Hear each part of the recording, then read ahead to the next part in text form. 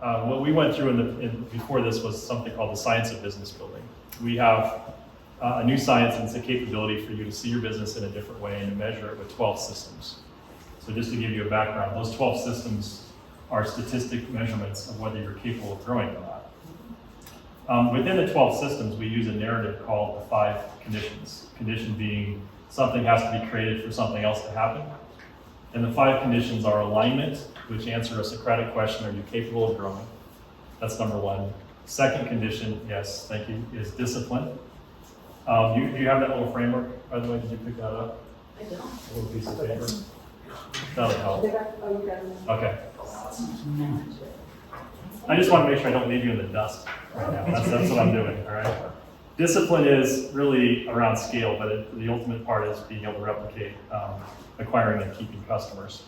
3 is predictability, which is our ultimate driver. 4th is endurance, and 5th is value creation. So what I want to do today is I want to take us through endurance.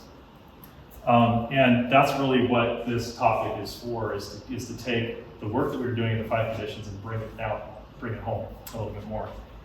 And it stems really from the need that we have as entrepreneurs to be more planful with where we're spending our time, mostly how we're managing the expectations of our stakeholders. So let's just talk about stakeholders before I dive into this. You were with me before. What's your name? Denny, Charles. Are you building a business? It's a little bit different because I'm more of a aggregator who creates a lot of businesses. So I'm not necessarily the entrepreneur who's building each of those businesses, but I bring the resources to build. But you're clearly an entrepreneur. I had my business and exited before, so perfect. That's what I'm saying. Yes. Okay. You're the perfect person for me to ask this to. So if you built a business and sold it, tell me about that. What did you go through? How long did it take you to go from startup to something? So my business journey was probably very unusual because I was able to grow my business pretty quickly without outside capital. So from beginning to selling was 18 months with Tony X. So it was super fast. Who buyer wanted to buy, sold it, got out, and that was it. So very test endurance. That's absolutely right. But I worked for a large organization prior to that, so a lot of endurance in that way in terms of learning and all that. So it'll mean different things to different people as I take you through this today, because I think it'll, especially for the companies that you're looking for right now. And I wouldn't say that your growth was an anomaly. It's probably a little bit how you set it up and ultimately who you target with self-business. But most of us don't start our businesses that way. So the anomaly is you, not the business. The bulk of the businesses that we work, there's 2.1 million businesses in the US that are right where we sit, that are not quick exits. They've been running their businesses for years now. So stakeholders is what I wanted to go to. How many people have family members involved in their business, by show of hands? So who's in your business? My husband. Okay. And how long have you guys been running the business? 4 years. Okay. Anybody else in the family involved? My brother volunteers. I have those. I just need a little project. Can you help me with this? So again, okay, good. Who else is involved in your business that you would consider a stakeholder? Who would be your stakeholders? My employees. Yep. And if I were to get investment capital, those people. Okay. Good. So let's talk about so when I go into endurance, I'm going to tell you why we're doing this. Discovery number 1, in our research that we talked about in the previous session, we studied 150 companies over 4 years. So we got a chance to really see businesses and what they're attempting to accomplish. But we also got to see the wear and tear on the entrepreneur and their teams. I mean, it is not for the meek. If we knew what we know now, it's kind of like we never having children. But if we knew what we knew now, we probably wouldn't start sometimes, right? It's just that's where it's at. But once we get in there, now we're saying we've got to keep going because we've put all of our life into it. We possibly have put financial, mortgage our homes, whatever we are. But how we manage our stakeholders is one of the strongest determinants of whether you're actually going to be able to get to the middle markets. Because it's the stakeholders that are saying, I'm not sure I'm ready for a longer journey, because when we started the business, many of us said to our employees, let's use them as our first set of stakeholders. It's only going to take us 3 years. Here's our plan. We're going to be at 50 million in 3 years. Here's all the customers we're going to get. Here's the Excel spreadsheets. Here's all the stuff we have that will prove the future. The future shows up, and we're not even close to being there. But we show them some new charts and some new things and some new ideas and some new customers, and we talk about the next level. Well, that future shows up and we're still not there. And this is where we run into real problems. So what I want to talk about is, can you endure a longer journey? Because the data is the data. The average business in the US, only 3% businesses ever get to 10 million. So think about that for a minute. If you have aspirations to get past that, take 12 years to get there on average. A number of our companies are in their second or third decade. Some have grown as fast as you have, but again, you the person will be an anomaly, not the business model. So what I want to take you through is, how do we deal with that? Because it is a system that we can look at. It's a system of credibility that I want you to build. It's basically it's our engagement system. And if we do so, I think we're going to be able to meet our markers, and we'll be able to grow predictably. So I want to go through basically the journey and your stakeholders, this condition in the framework, and really what this looks like from an engagement perspective. The good news is, because of our relationship with Gallup, I can bring you some things today, fresh off the research from Gallup around burnout and some other things. And they are pretty good. They showed up at our summit event in April. Mohammed Jonas, who's their one of the top researchers, right off basically the great resignation and all that stuff and things that have happened since then. So I'll give you some fresh stuff there. So can they go longer? And that's the Socratic question that we're going to start with. But who's invested the most? So I'll go back to our ethnographic research. Do you want to know the stakeholder that we negotiate with the most? Who do we negotiate with the most in stakeholders? CEO. Ourselves. Yourselves. Spouses. Or family. They're in a category by themselves.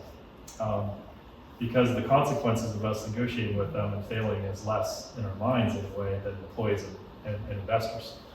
The saddest part of it all is that we're basically, sorry, I can't make it this weekend. How about next weekend? We'll get it there. Or I had to work late this weekend. I got to make this trip, or I've got to do all those things. Number one stakeholder by far is them, and they're the ones over time that are going to go through the toil, unless we prepare them for this longer journey. So think about that as I kind of take us through this. So we talked about this. It takes 12 years, but this is the problem, is that the biggest competitor we have in this whole endurance category is this thing called time. And you can't change it. It's 24 hours in a day.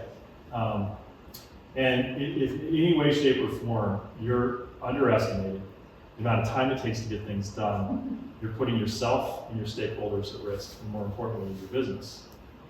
But it is the number one mistake that we make as entrepreneurs, is we woefully underestimate time. And when we underestimate time, it kicks out two other things that have to take place. Thing number one is capital. So if you're a bad planner, you better be really damn good at capital raise, because it's the only antidote to it running out. The only reason we would ever need to shut our business down is we ran out of time.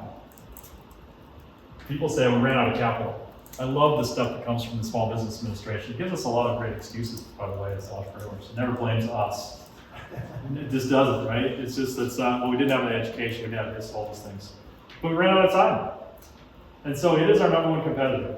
This is the thing that if you take away from this, that we have seen now through years of study, the people that underestimate things are going to have a really rough tumble through the process of this. If we get stuck on this from investors that keep telling us we have to grow at a certain rate, we have to grow fast, quickly, we have to grow 100%, we have to do all these things, then we underestimate or we overestimate our capabilities. So from the Builder Summit, this is when we gather all of our members together. We did this back in April. If you've ever done these things where they can cobble things together, we can ask questions in real time. I probably should have done it today with you. But but anyway, this is preparation for a longer journey isn't in the bag of to-do list this week. Did anybody, and it could be rare, but did you wake up on Monday when you're putting out your plan for the week and said, I need to plan for a longer journey? Anybody do that today? Is it in the strategic plan of any kind? Is it? Tell me what you've been thinking. I have a 10-year plan. Perfect. And where, and you're how many years in? 4? 4 years in, okay. You're in a good spot, if that's the case. So, you're probably in, the center of this chart. So that's, all I'm saying is that it's not natural for us to do this, all right? We talked about the framework. I'm down in the bottom of the framework, so you can see it down here really quickly.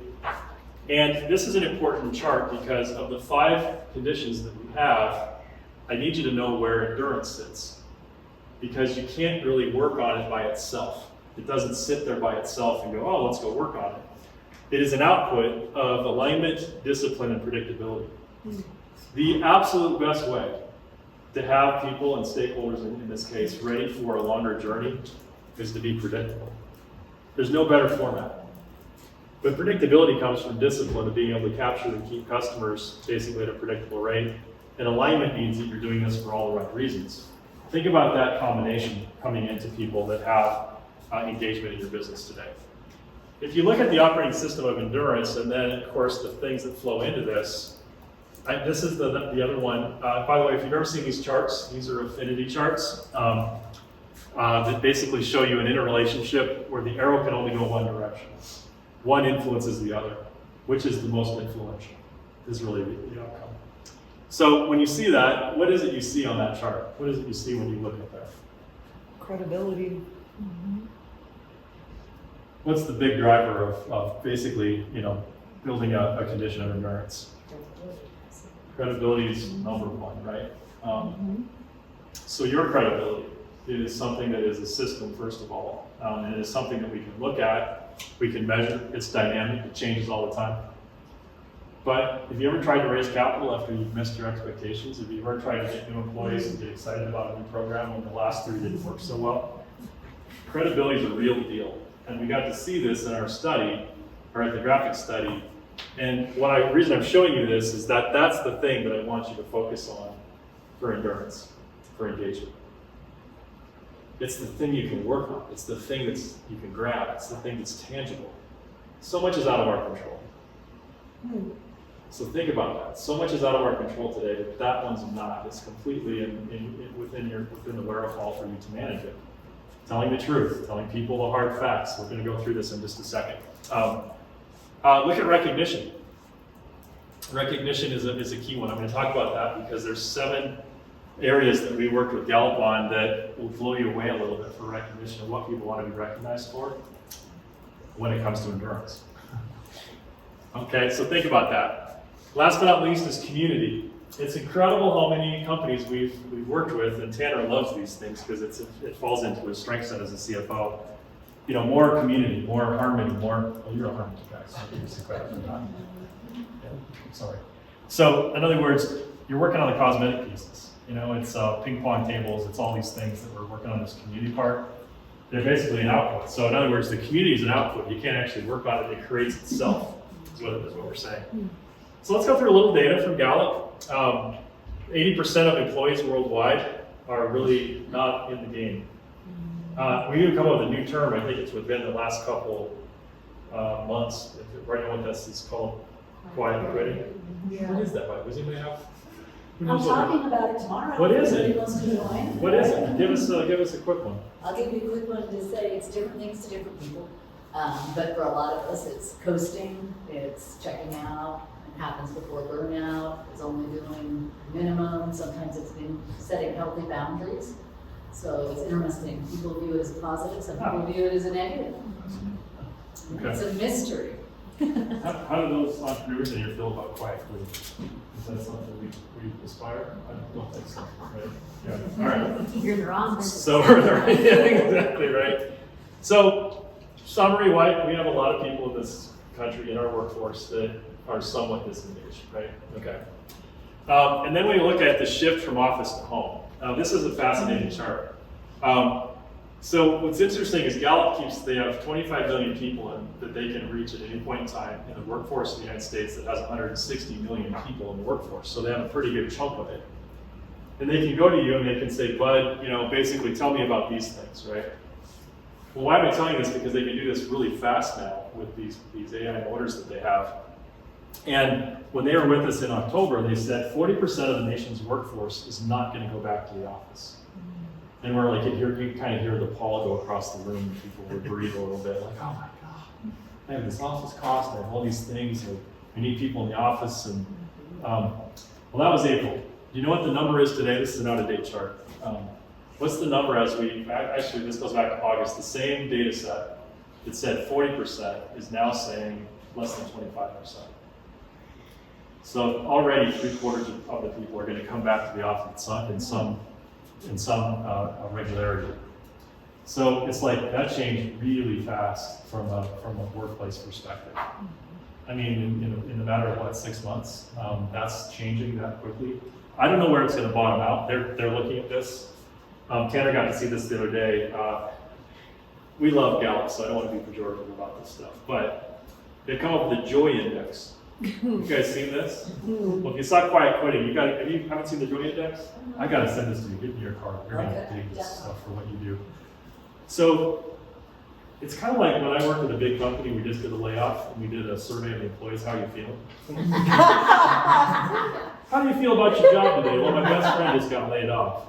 It's great. This was when I went to Boeing. The joy index shows us we're down 3 points in joy. It's like, really? We just got through a pandemic where now inflation's going through the roof. Taking gas costs $100. I'm really happy about things right now. So the long and the short of it is, this is a little bit different. It's measuring this, but this is going to play out when it comes to endurance.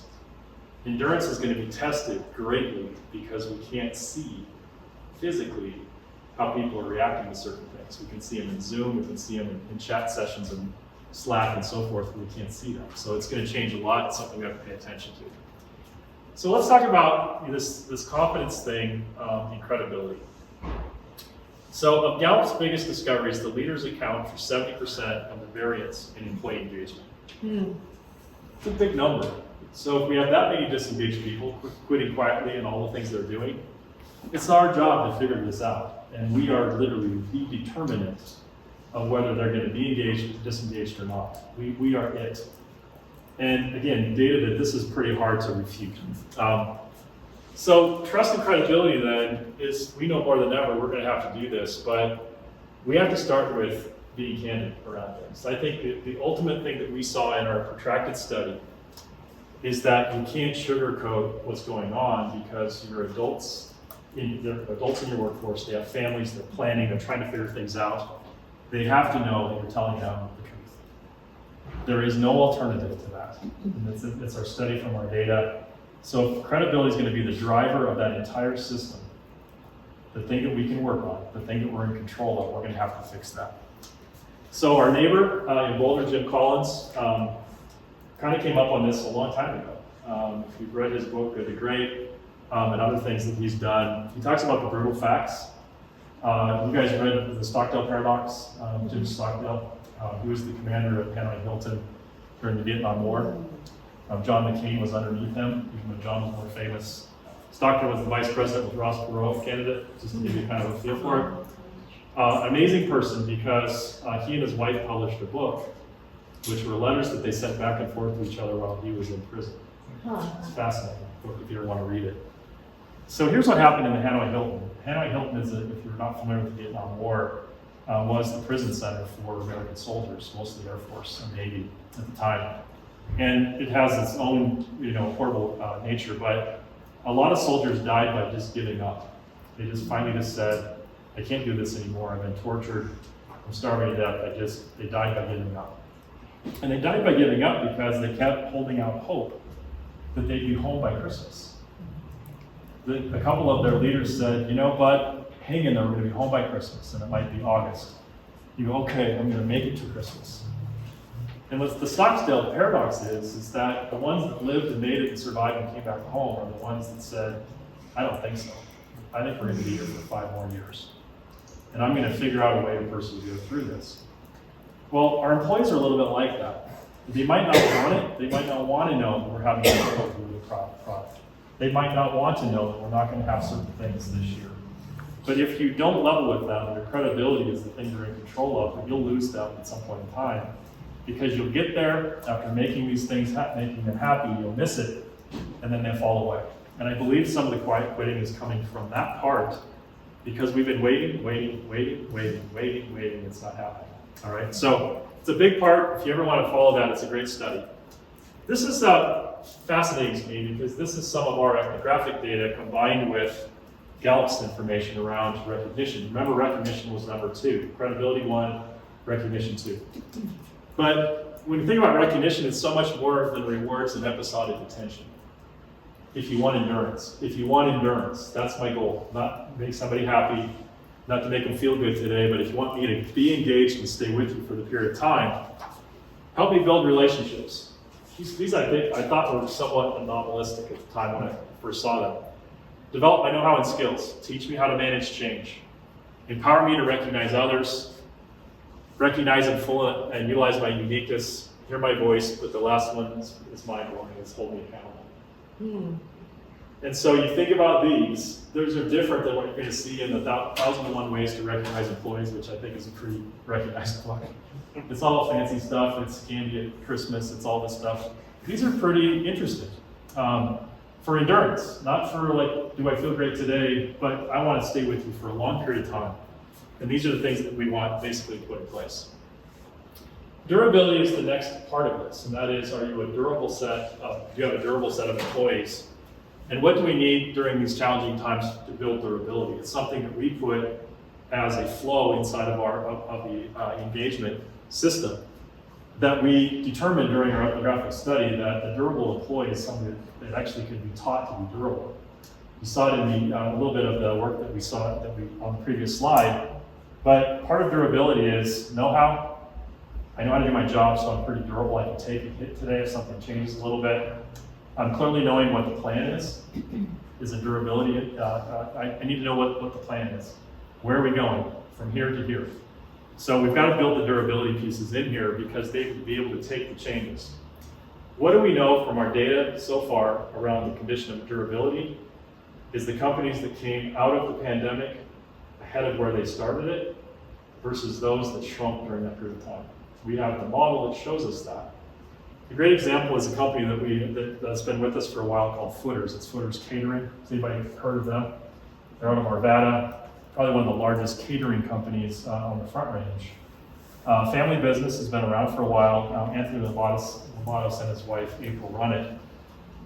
When the country shut down, they went from basically a $4 million business to 0. I mean, walking into your employees and saying, I'm sorry, but we have no work. We have 0 work. So some companies would have said, well, and I'll call you when we have work. So goodbye, see you later. They have roughly 70 plus employees. But Anthony and April came back and said, let's solve it together.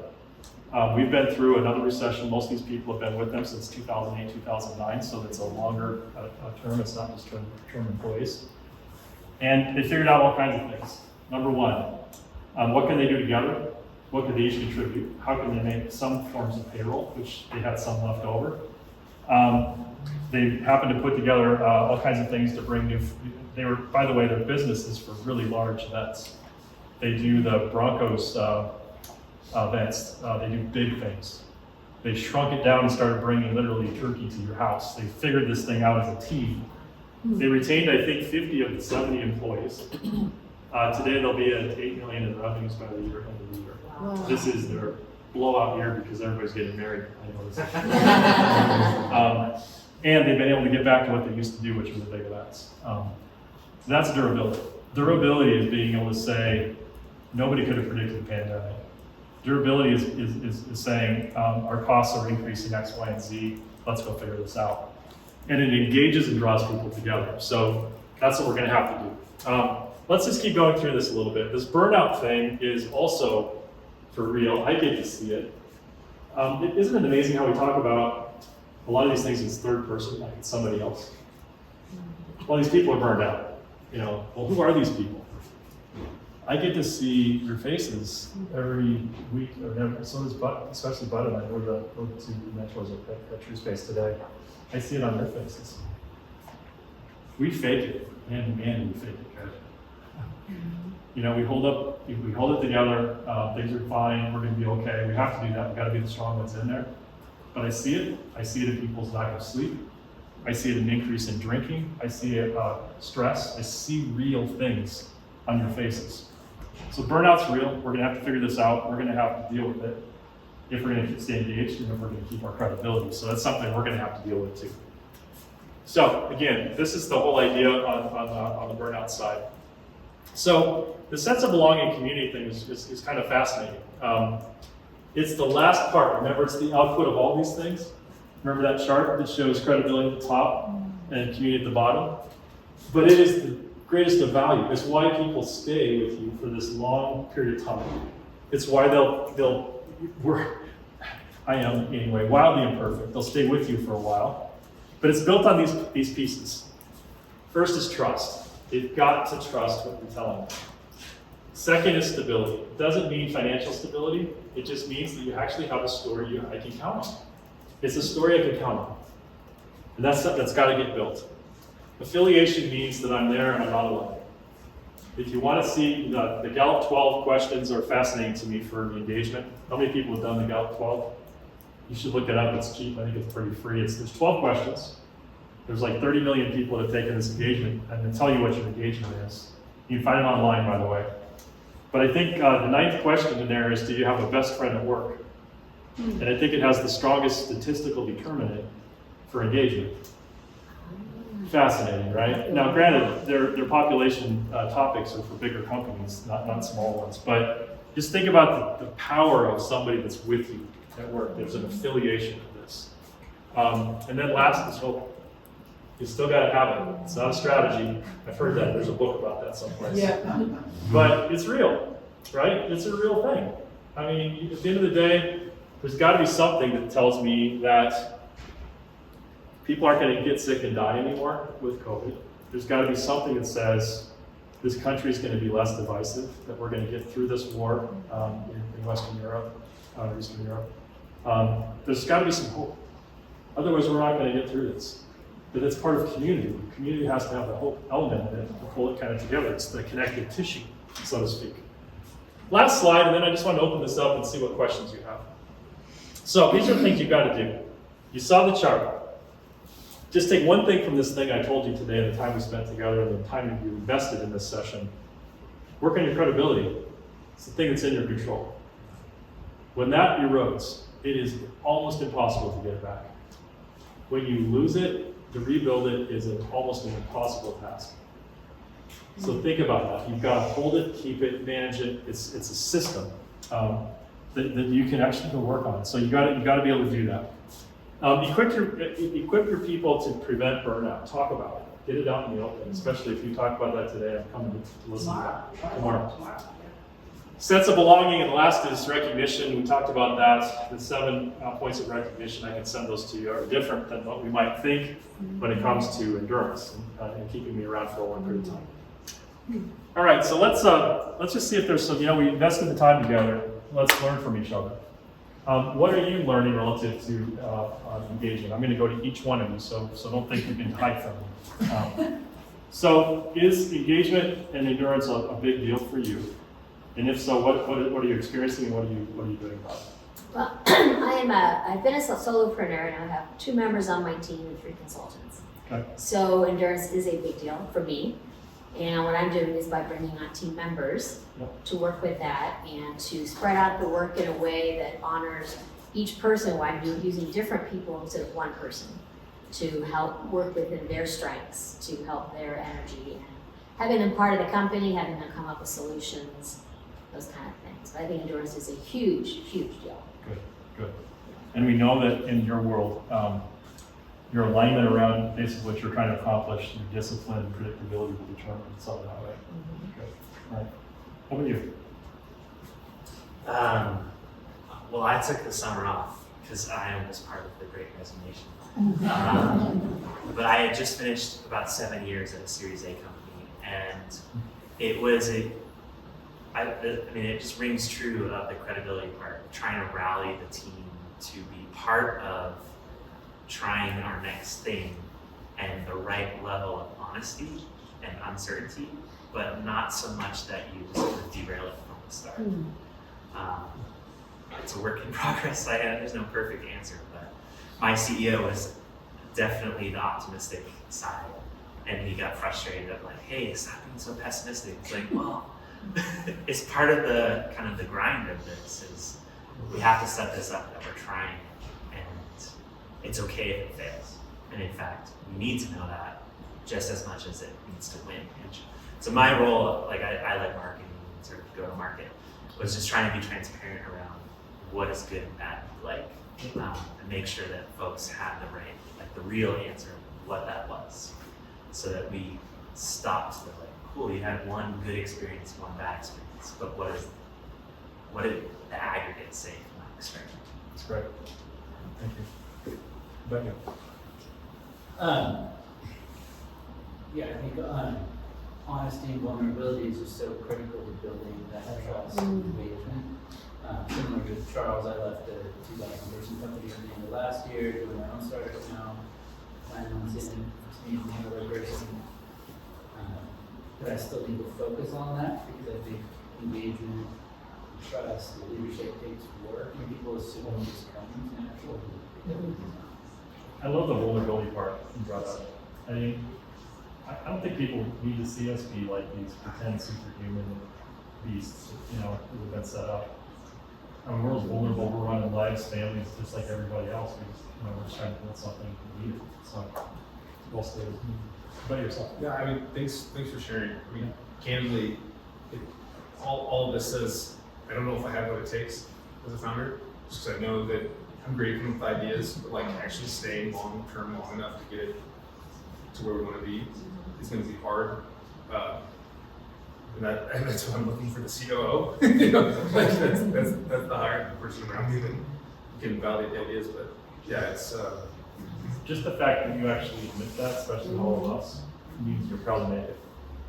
I'm dead serious. I got to study people just like you for 4 years. The person that said, I got it all done, I got this, are the ones that are in my opinion, most vulnerable to failure. If you're ready to, if you're that open, you'll crush it. You are the right person. Don't give up on it. 98% of, back to data, 98% of founders that replace themselves in the first 10 years fail. Don't replace yourself. Stays there. Then people think, well, I'm going to bring in a professional manager and then I can kind of, you know, just be the visionary. I think that's one of the new things. No, it doesn't work. Why not? Because it takes you 6 months to figure out, at least 6 months, just to get enough institutional know-how. You don't have enough time and capital to make the changes they want to make. And it washes itself out. Remember, time is our biggest competitor. Time crushes it. So ironic that that's one of the first things VCs do in Series A. Yeah, it's where the data came from. Yeah. It's PitchBook's data. Think about that for a minute. Oh my gosh. I got 20 years of doing that, being that guy. Oh my gosh, because you have founder's disease. Well, no, I think, I'm sorry to digress on this one, but Good. I don't want you to give up is my number one objective here. This is a good rabbit trail. But time is the killer of these ideas. So you get somebody to come in, how much would I have, how quickly can I learn what you do? Your customers, your employees, your vision, what you want to do. More than likely I have an MBA because that's my qualifier. Really dangerous spot to be in. Because I want to put everything in the spreadsheet. I want to measure all that stuff that's up front. I don't want to get to know customers. I want to see what those are going to do. And usually from a bigger enterprise. There's something really unique about businesses that have less than 15 employees. If that's one, if that happens to be your business, that you can't bring that kind of muscle into a company and crush it. So hang in there. The best businesses in the world were built for people that doubt themselves. Think about that. Yeah. And this is data points for us, right? It's the truth versus all the fiction that we have. What are your thoughts? So you started out as time manager and one of the super angel investors in town. He always say that, like, biggest enemy of entrepreneurs is time. And I really do believe that. There's no time to just keep trying everything, because you're gonna run out of money. When you run out of money, you run out of people. You run out of people, you're dead, right? But I think it's a few of the things that people really think about, the time factor. You know, like you said, no matter how superhuman you are, is only 24 hours, right? So you've got to bring in team to work with you, because you can't do it alone. You cannot be doing sales, product development, right? Doing all the internal accounting, right? Fundraising. You can't do that everything. Even if you have the skill and experience to do it, you can't do it because there's no time to do it. It's back to the focus part too. The other thing we get ourselves off time is that we keep trying new things to keep diluting that timeline, which take down more resources and more people, and we haven't figured this one out yet. So thank you for that. Your thoughts? A couple of thoughts. One is part of the great resignation, I guess. And starting my coaching and business consulting really hit the time. It's resonating with me, as well as kind of getting diluted into other areas, as well as stakeholder, knowing that it's my partner who's my stakeholder and being aware of that. So those are really three excellent points. I come from corporate and IT and doing acquisitions of small companies where the founders sell, and then I come in and try to integrate them into our company. And credibility, if I can't get their trust from the beginning, if I can't earn that, I will lose them. And it's just it's kind of a shit show, right? When you try to take over an acquisition from a founder and bring the cultures together. And, but if you can make it through it, it's amazing. You get exactly what you're saying. You create that community, but it's a path, and it's difficult. Absolutely. I think with engagement, it's definitely been a source of trial and error in our company, finding the right people, especially as a service-based business. That's critical, is finding the right people. I think something that did wonders for credibility for us was COVID. We serve the food service hospitality industry. They all went away. So the fact that we've been able to come out of that a stronger business, our employees see that, and they see that the leadership team that's all of us have been with the business at least 5 years, out of the 13-year run. I think that's been great for us. Totally. Exactly. Thank you. Your thoughts? We're definitely working on credibility.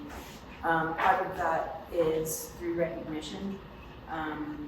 We're trying to hire a team that would create a community. It's been very difficult. I've had a lot of turnover, especially with COVID. And but I have one true that's been with me for a year and a half, and I think he's going to be with me for a very long time. And I need to learn from that and how to create that in others. Awesome. Final thoughts? As a solo person, I think the credibility has been really huge. I know as I started marketing, it's really easy to say squirrels and do all that kind of stuff. But all my business in the last 2 months has come from referrals. So, just being that person that they're like, oh yeah, I know a person. She'll do it for you. Now, even though you're solo, you still have this massive group of stakeholders. In fact, maybe even more, right? If you think about what you have to depend on to keep your business moving. So it's good. All right, well, thank you for the time. Investment, again, final thoughts for you all. When you think about endurance, it's a real thing. Don't shy away from the credibility side of this because it drives it. But you've got to go put this in motion because it's one of the operating conditions necessary to grow. If you push it to the side, then literally it'll come back and it'll be the thing that stops your growth. So, all right, thanks. I think we have another thing coming in, right?